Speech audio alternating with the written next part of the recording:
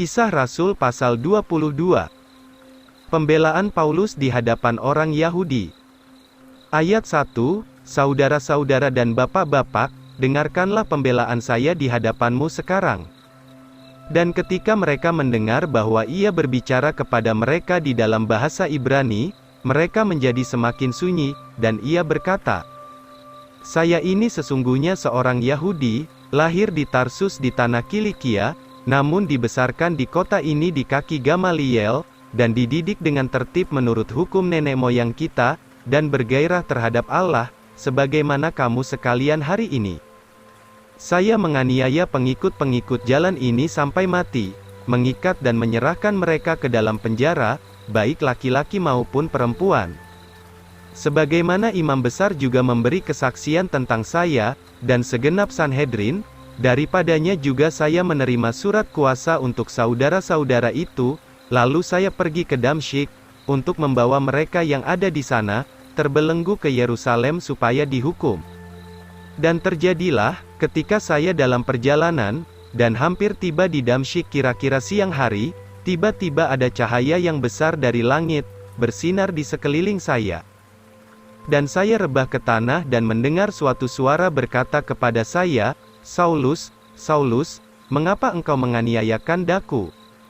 Dan saya menjawab, 'Siapakah engkau, Tuhan?' Dan ia berkata kepada saya, 'Akulah Yesus dari Nazaret, yang engkau aniayakan.'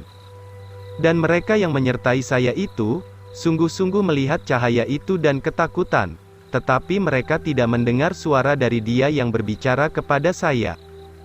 Dan saya berkata, 'Apakah yang harus saya perbuat Tuhan?' Dan Tuhan berkata kepada saya, 'Bangun dan pergilah ke Damsyik, di sana akan diberitahukan kepadamu segala sesuatu yang telah ditetapkan bagimu untuk diperbuat.'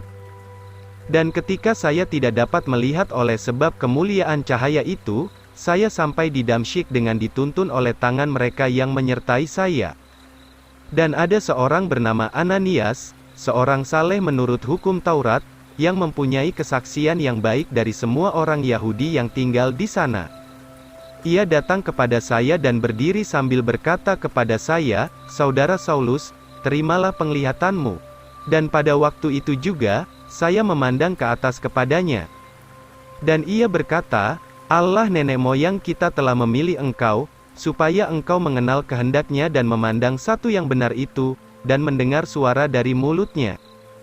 Sebab kamu akan menjadi saksinya kepada semua orang, tentang apa yang sudah kamu lihat dan dengar.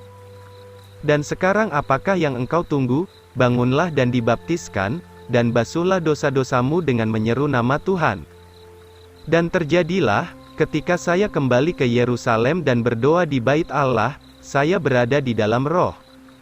Dan melihat Dia berkata kepada saya, 'Cepatlah dan keluarlah dengan segera dari Yerusalem, sebab mereka tidak akan menerima kesaksianmu mengenai aku.' Dan saya berkata, 'Tuhan, mereka tahu bahwa saya yang memenjarakan dan memukuli mereka yang percaya kepadamu di setiap sinagoga. Dan ketika darah martirmu Stefanus dicurahkan, saya juga berdiri di dekatnya, dan setuju dengan kematiannya, dan menjaga pakaian-pakaian dari orang-orang yang membunuhnya.' Kemudian ia berkata kepada saya, 'Pergilah, sebab aku akan mengutus engkau jauh dari sini kepada orang-orang kafir.' Dan mereka mendengarkan dia sampai kepada perkataan ini, lalu mereka mengangkat suaranya, katanya, 'Lenyapkan orang sedemikian ini dari bumi, sebab ia tidak patut hidup.' Dan sementara mereka berseru-seru, mereka merobek jubahnya dan melemparkan debu ke udara. Kepala pasukan itu memerintahkan untuk membawanya ke markas, dan berkata bahwa ia diperiksa dengan dicambuk, supaya ia tahu mengapa mereka berteriak sedemikian itu melawan dia. Dan sementara mereka mengikatnya dengan tali kulit, Paulus berkata kepada perwira yang berdiri di dekatnya, 'Apakah boleh kamu mencambuk orang Romawi tanpa diadili?' Ketika perwira itu mendengarnya, ia pergi dan memberitahu kepala pasukan. Katanya, 'Berhati-hatilah dengan apa yang engkau lakukan, sebab orang ini orang Romawi.' Lalu kepala pasukan itu datang dan berkata kepadanya, 'Katakanlah kepadaku, apakah engkau seorang Romawi?' Ia berkata, 'Yah.' Dan kepala pasukan itu menjawab, "Dengan uang yang sangat banyak saya mendapatkan kewarganegaraan ini." Dan Paulus menjawab, "Tetapi saya ini beroleh kewarganegaraan karena kelahiran." Kemudian mereka yang hendak memeriksanya itu segera pergi daripadanya, dan kepala pasukan itu juga takut, setelah mengetahui bahwa ia adalah orang Romawi, sebab ia telah mengikatnya. Rapat lagi keesokan harinya dengan Sanhedrin.